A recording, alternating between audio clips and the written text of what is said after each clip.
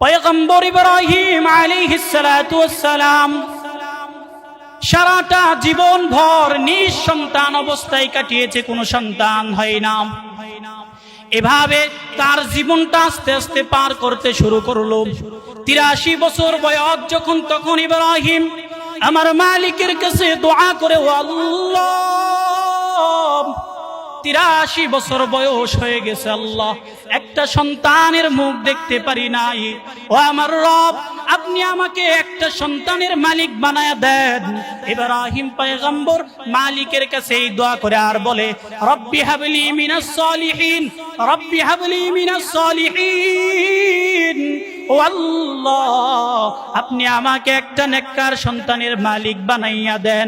ইব্রাহিম পয়গম্বর বৃদ্ধ বয়সে আমার মালিকের কাছে দোয়া করে, রব আপনি আমাকে একটা সন্তানের মালিক বানাইয়া দেন, রব আপনি আমাকে একটা সন্তানের মালিক বানাইয়া দেন। এই দোয়া যখন ইব্রাহিম পয়গম্বর আমার আল্লাহর কাছে করে, আল্লাহ তাআলা ইব্রাহিম পয়গম্বরের দোয়াকে কবুল করে।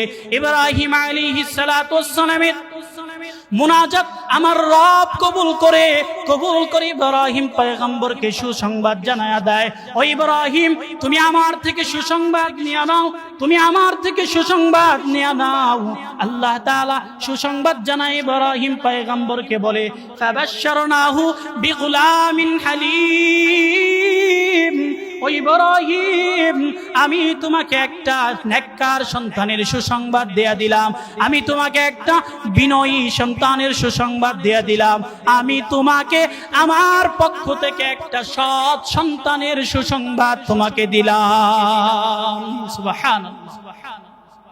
ইব্রাহিম আলাইহিস সালাতু ওয়াস সালাম রবের কাছে দোয়া করলে ৮৩ বছর বয়সে আমার রব একটা সন্তানের সুসংবাদ ইব্রাহিমকে দেয়। এই এলাকার মুসলমান, এর মাধ্যমে বোঝা যায় সন্তান দেওয়ার মালিক একজন, তিনি আমার আল্লাহ। দুনিয়ার কোনো মাজার, দুনিয়ার কোনো বাজার, দুনিয়ার কোনো পীর, দুনিয়ার কোনো ক্ষমতাশালী ব্যক্তি, সে দুনিয়ার যত বড়ই ক্ষমতাশালী ব্যক্তি হোক, সে দুনিয়ার যত বড়ই আল্লাহওয়ালা ব্যক্তি হোক, সে দুনিয়ার যত বড় নবী হোক, সে দুনিয়ার যত বড় ওলি হোক, কেউ সন্তান দিতে পারবে না, কেউ একটা সন্তানের মালিক বানাইতে পারবে না। সন্তান দেওয়ার মালিক একজন, তিনি আমার আল্লাহ। কিন্তু আমাদের যাদের সন্তান হয় না, আমরা কেউ মাজারের দিকে দৌড়াই, পীরের দরবারে দৌড়াই, বাবার কাছে গিয়া বলি, বাবা বিবাহ করেছি 10 বছর 20 বছর অতিবাহিত হয়, কিন্তু এখনো পর্যন্ত আমি একটা সন্তানের মুখ দেখতে পারি না। বাবাই বলে, ঠিক আছে, আমার কাছে আসছো, আমি ব্যবস্থা করে দিতেছি, আমার কাছে আসছো, আর কোনো টেনশন নাই, স্ত্রীকে রাখিয়া তুমি বাহিরে চলে যাও। বাবাই এমন ঔষধ দিয়া দেয়, এমন ঔষধ বাবা তাকে দেয়া দেয়, কিছুদিন পর তার গর্ভের মধ্যে সন্তান আছে, আর সে ওই ভণ্ড পীরকে, ভণ্ড বাবাকে, সে ভণ্ড বাবার পূজায় সে করতে শুরু করে দেয়। তার ধারণা ওই ভণ্ডই তাকে সন্তান দিয়েছে, কিন্তু সন্তান দেওয়ার মালিক একজন, তিনি আমার আল্লাহ। আল্লাহ ব্যতীত আর কেউ সন্তান দেওয়ার অধিকার ক্ষমতা রাখে না। এই জিনিসটা আপনার মাথায় রাখতে হবে।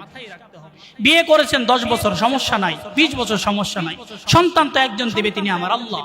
তবে হ্যাঁ, কিছু রোগ থাকে, এগুলো চিকিৎসা নিলে ভালো হওয়া যায়, কিন্তু ইয়াকিন রাখতে হবে, বিশ্বাস রাখতে হবে, সন্তান একজন দিতে পারেন, তিনি আমার আল্লাহ, আর কেউ দুনিয়ার সন্তান দিতে পারে না। ইব্রাহিম আলাইহিস সালাতু ওয়াস সালামকে আমার রব ৮৩ বছর বয়সে সন্তানের মালিক বানিয়েছে। ৮৩ বছর বয়সে ইব্রাহিম পয়গম্বরকে এই সুসংবাদ দেওয়ার পর ইব্রাহিম খুশি হয়ে গেল। এইদিকে মা হাজেরা, তিনি তো অনেকটা চিন্তিত অবস্থায় ছিলেন, তিনি নিজেকে বন্দা দাবি করা শুরু করে দিলেন, যে আমি মনে হয় বন্দাই হয়ে গেলাম, আমার মনে হয় আর কোনো সন্তান হবে না, আমার গর্ভ থেকে মনে হয় আর কোনো সন্তান হবে না। এই চিন্তা যখন হাজেরা করতেছিল, এই চিন্তা অবস্থায় ইব্রাহিম পয়গম্বর আল্লাহর কাছে দোয়া করে, আর আল্লাহ পয়গম্বর ইব্রাহিমের মুনাজাত আমার রব কবুল করে নিয়েছেন। কবুল করার পর আমার রব ৮৩ বছর বয়সে যখন তাদের ঘর গর্ভে সন্তান দিয়া দিল। 83 বছর বয়সে যখন ইব্রাহিম পয়গম্বর একটা সন্তানের মালিক হয়, আনন্দিত হয়ে ইব্রাহিম আলাইহিস সালাতু ওয়াস সালাম সন্তান দুনিয়াতে আসার পর সন্তানের নাম রাখলো ইসমাইল। ইসমাইল সন্তানের নাম রাখার পর এভাবে যখন আস্তে আস্তে সামনের দিকে আগায়, ঘটনা অনেক লম্বা, সংক্ষেপে বলার চেষ্টা করছি, দিলের কান লাগাইয়া শোনার চেষ্টা করো। ইব্রাহিম পয়গম্বর সন্তানের নাম রাখলেন ইসমাইল। ইসমাইল রাখার পর আস্তে আস্তে দিন যায়, আস্তে আস্তে দিন যায়। যখন সন্তানটা প্রাপ্ত বয়স্ক হলো, প্রাপ্ত বয়স্কে উপনীত হয়েছে, তখন রব আমার ইব্রাহিমকে এত বড় পরীক্ষার সম্মুখীন করেছে, চিন্তাও করা যায় না। এবার রব্বুল আলামিন ইব্রাহিম আলাইহিস সালাতু ওয়াস সালামকে রাতের বেলায় স্বপ্নে দেখায়, ও পয়গম্বর ইব্রাহিম, আপনি আপনার সবচাইতে প্রিয় জিনিসটা আমি রবের রাস্তায় কুরবানি করে দেন। রাতের বেলায় পয়গম্বর ইব্রাহিম স্বপ্নে দেখে, দিনের বেলায় কি কি ভাবতে থাকে, আয় হায় আমার কাছে সবচাইতে প্রিয় বস্তু কি, এই কথা চিন্তা করে আর ইব্রাহিম পয়গম্বর 100 উট রবের রাস্তায় কুরবানি করে দেয়। এইভাবে একদিন, 2 দিন, 3 দিন স্বপ্নে দেখায়, কিন্তু স্বপ্ন তো বন্ধ হয় না। এবার ইব্রাহিম পয়গম্বর বুঝতে পারলেন, এই পৃথিবীর জমিনে আমি নিঃসন্তান অবস্থায় ছিলাম 83টা বছর, আমার রব আমাকে কোনো সন্তান দেয় নাই, আমার রব আমাকে কোনো সন্তানের মুখ দেখাই না। এবার আমি আমার সবচাইতে প্রিয় জিনিসগুলো কুরবানি করেছি, তবুও আমাকে স্বপ্নে দেখাই প্রিয় জিনিস। এবার ইব্রাহিম পয়গম্বরের আর বুঝা বাকি রইল না, ইব্রাহিম পয়গম্বরের আর বুঝতে বাকি রইল না। এবার তিনি বুঝতে পারলেন, আমার এই দুনিয়াতে এখন সবচাইতে প্রিয় বস্তু হচ্ছে আমার পুত্র। আল্লাহ রাব্বুল আলামিন কুরআনুল কারীমের মধ্যে এই ঘটনা উল্লেখ করে রব জানাইয়া দেয়, ফালাম্মা বালাগা মাআহুস সা'য়া ক্বালা ইয়া বুনাইয়া ইন্নী আরা ফিল মানামি আন্নী আযবাহুকা ফানজুর মা তারা ফানজুর মা তারা قال يا أبت افعل ما تؤمر ستجدني إن شاء الله من الصابرين।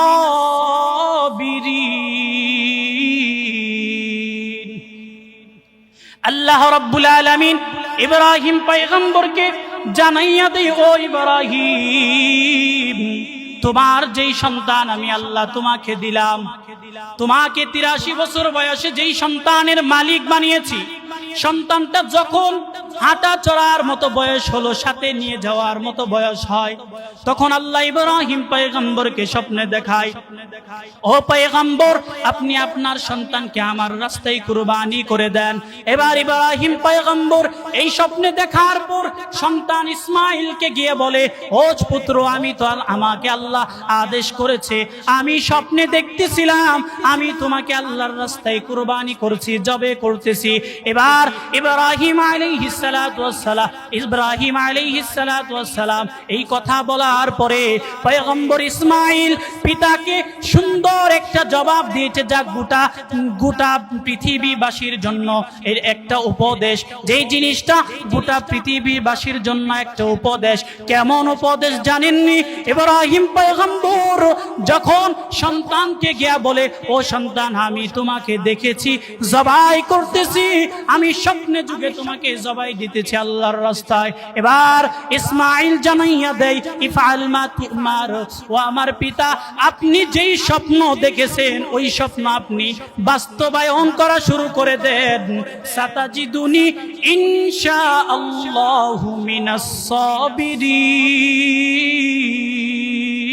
সাবিরিন।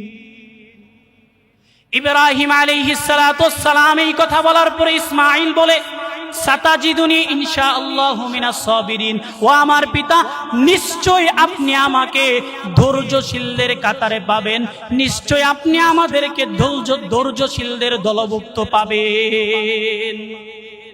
ইসমাইল আলাইহিস সালাতু ওয়াস সালাম পিতাকে এই উত্তর দিয়েছে। এর মাধ্যমে গোটা উম্মতে মুহাম্মাদি একটা উপদেশ গ্রহণ করতে পারে। সন্তান বাবাই জন্ম দেওয়ার পরে বাবাই যখন সন্তানকে আদেশ করে, ও সন্তান তুই এই পথে যাবি না, এই রাস্তায় তোর জন্য কল্যাণ না, ও সন্তান তুই আর নেশাপানি করিস না, ও সন্তান তুই এই কাজটা আর করিস না, এই কাজটা খারাপ।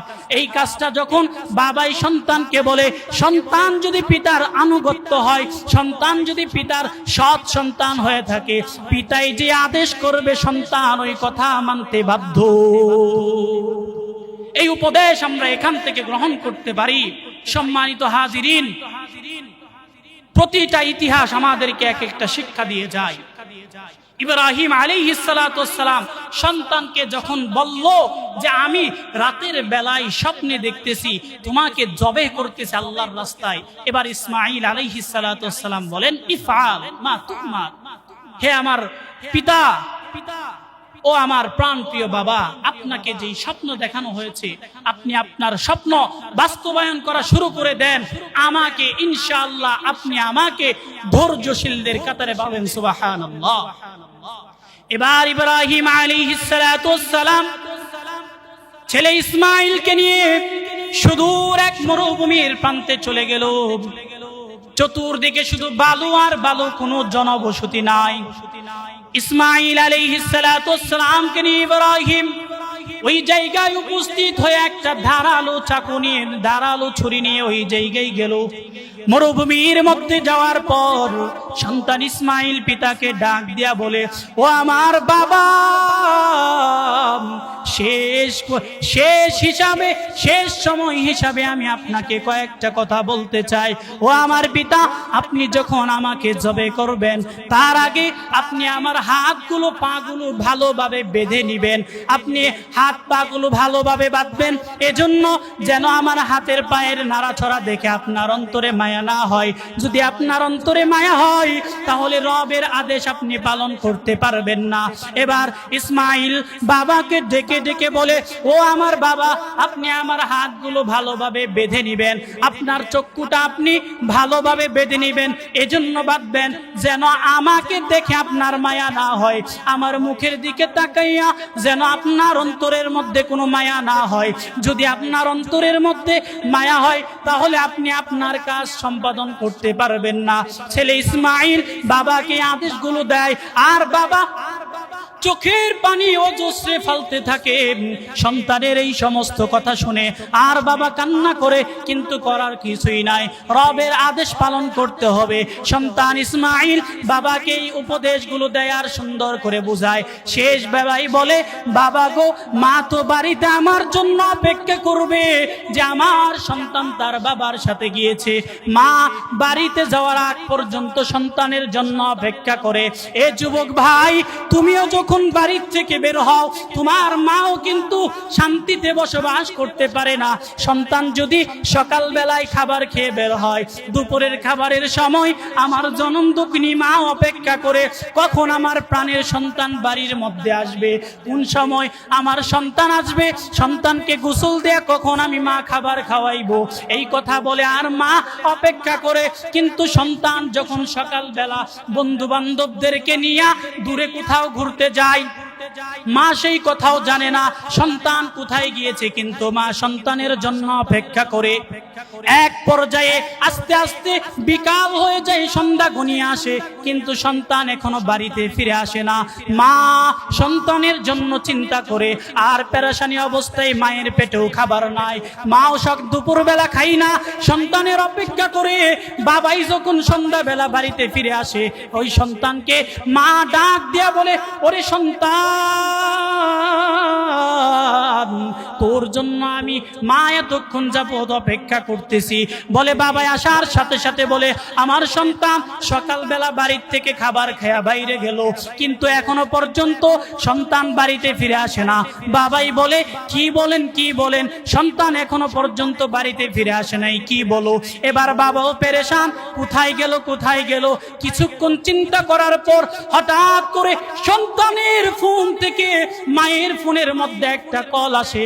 মা আনন্দিত অবস্থায় সন্তানের কলটা কানের মধ্যে লাগাইয়া বলে, রে সন্তান, ওই যে সকালবেলা বাড়ির থেকে বের হইলা, এখনো পর্যন্ত তুমি বাড়িতে ফিরে আসো নাই। তোমার জন্য আমি দুপুরের খাবার নিয়ে অপেক্ষা করি, কিন্তু তোমাকে আমি এখনো পর্যন্ত পাইলাম না।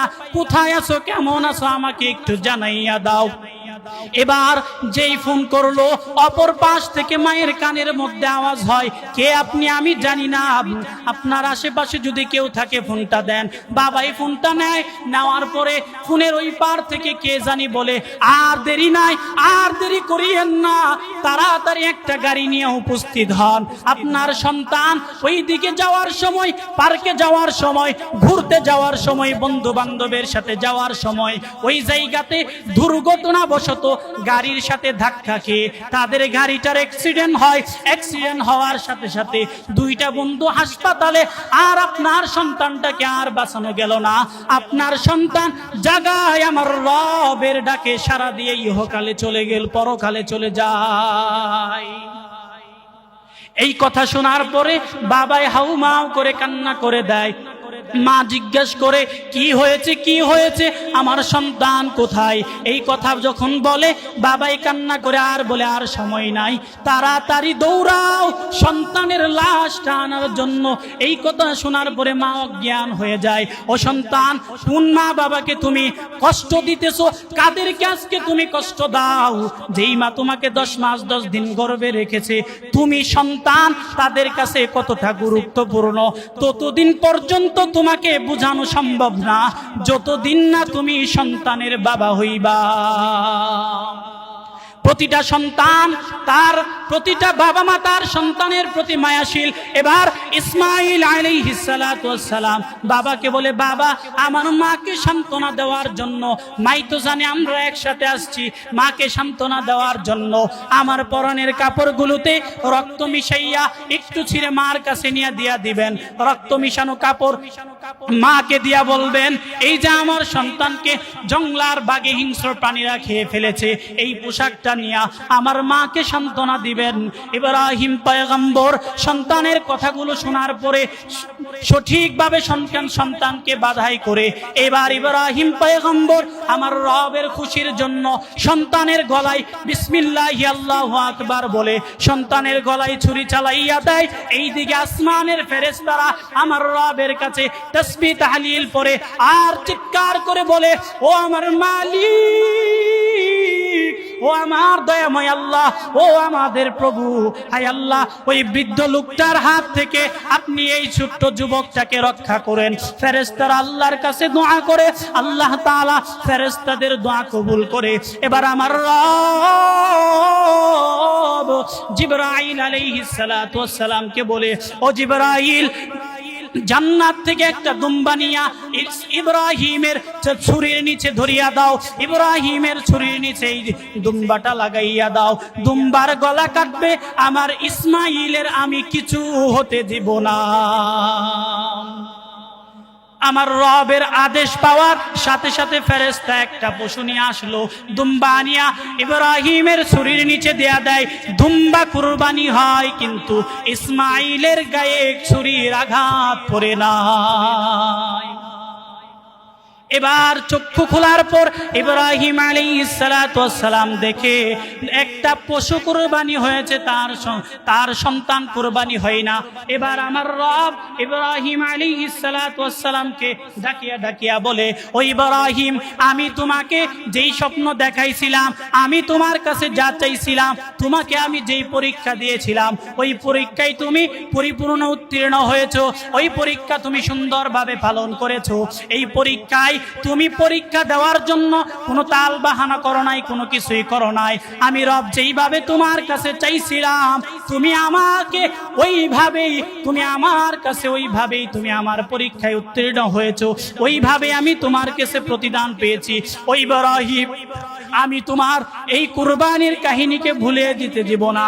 আমি এই কুরবানির কাহিনীকে ভুলাইতে দিব না। এই কুরবানির ইতিহাস, তোমার এই কুরবানি তুমি নিজের জন্য যেই কুরবানি রবের খুশির জন্য করেছো, এই কুরবানি উম্মতে মুহাম্মাদের উপর আমি রব কিয়ামতের আগ পর্যন্ত স্মরণীয় করে রাখার জন্য তোমার ঘটনাকে, উম্মতে মুহাম্মাদের জন্য এই ঘটনাকে অবিস্মরণীয় করে রাখার জন্য আমি রব্বুল আলামিন তাদের উপরে এই কুরবানিকে ওয়াজিব করে দিলাম। আল্লাহ রব্বুল আলামিন ইব্রাহিম আলাইহিস সালাতু ওয়াস সালামকে কঠিন পরীক্ষা করেছিল। ঘটনা অনেক লম্বা, কিন্তু ইব্রাহিম আলাইহিস সালাতু ওয়াস সালাম ওই পরীক্ষার মধ্যে উত্তীর্ণ হয়েছিলেন। আর এই ঘটনাকে স্মরণীয় করে রাখার জন্যই আল্লাহ তাআলা উম্মতে মুহাম্মাদের উপর কুরবানিকে ওয়াজিব করেছে। কত বড় পরীক্ষা ছিল! 83 বছরে একটা সন্তান আল্লাহ দিয়েছে। আর ওই সন্তানটা যখন হাঁটতে চলতে পারে, কিতাবের মধ্যে পাওয়া যায় যখন তার বয়স 13 বছর হয়েছে, কোথাও কোথাও লেখা যখন সে সাবালক হয়েছে, ওই সময় আল্লাহ ইব্রাহিম আলাইহিস সালাতু ওয়াস সালামকে বলে, তোমার প্রাণ প্রিয় সন্তানকে আমার রাস্তায় কুরবানি করে দাও। কিন্তু পয়গম্বর এতটা সত্ত্বেও একটা সন্তান এত বছর পর আল্লাহ দিল, আবার কুরবানি দেওয়ার কথা বলে। যদি আমাদেরকে বলতো আমাদের ঈমানি হালত কেমন হইতো, একটু যাচাই করে, আমাদের ঈমানের অবস্থা কেমন হইতো। স্বপ্নে দেখেছে, সে তো চাইতো, সে পারতো একটু যাচাই বাছাই করা, কিন্তু না, রব স্বপ্নে দেখাইছে, এক বাক্যে সে মেনে গ্রহণ করে সে এই কাজটা করে রবকে যেইভাবে খুশি করতে হয় সেইভাবে খুশি করে দিল। কিন্তু আপনি আমি স্বপ্নে দেখলে ব্যাখ্যা চাই, কত কি চাই। আর আপনারা আমারে তো শয়তান স্বপ্নে দেখায়, কিন্তু পয়গম্বরদের স্বপ্ন 100% সত্য, এখানে মিথ্যার কোনো অবকাশ নাই।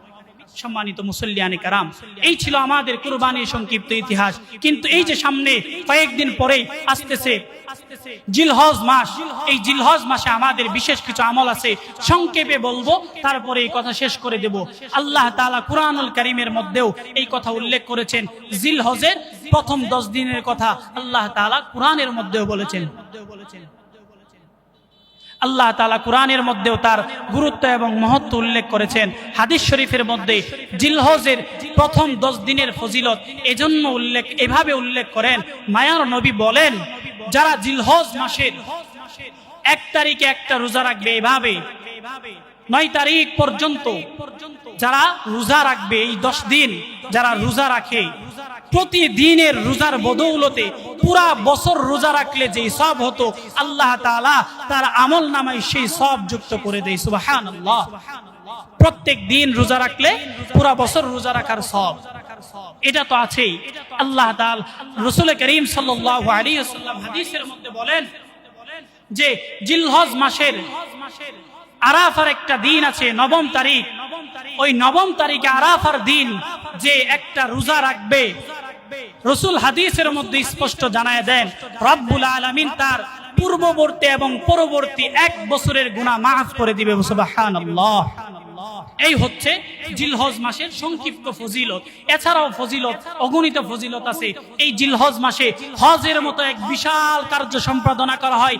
এই জিলহজ মাসেই রবের খুশির জন্য, তাকওয়ার সাথে একমাত্র রবকে খুশি করার জন্য রবের রাস্তায় ঈদুল আযহা কুরবানির দিন আমরা কুরবানি দিয়ে থাকি। এমন ভাবে এই জিলহজ মাসের আরো অনেক প্রসিদ্ধ ঘটনা আছে। এজন্য জিলহজ মাসটাকে গনিমত মনে করতে হবে। বিশেষ করে শুরুর 10 দিন খুব গুরুত্ব দিতে হবে। বেশি বেশি কুরআনুল কারীমের তেলাওয়াত, জিকির, আজকার এবং কিয়ামুল লাইল বেশি বেশি পড়তে হবে, রাত্রি জাগরণ করতে হবে। আল্লাহ রাব্বুল আলামিন আমাদের সবাইকে কুরবানির সঠিক ইতিহাসের উপর এবং জিলহজ মাসের যে ফজিলত বর্ণনা করা হলো এর উপরে সুন্দরভাবে আমল করার তৌফিক দান করুন। সকলে বলি আমিন। ওয়া আখিরি দাওয়ানা আনিল হামদুলিল্লাহি রাব্বিল আলামিন। আসসালামু আলাইকুম ওয়া রাহমাতুল্লাহ।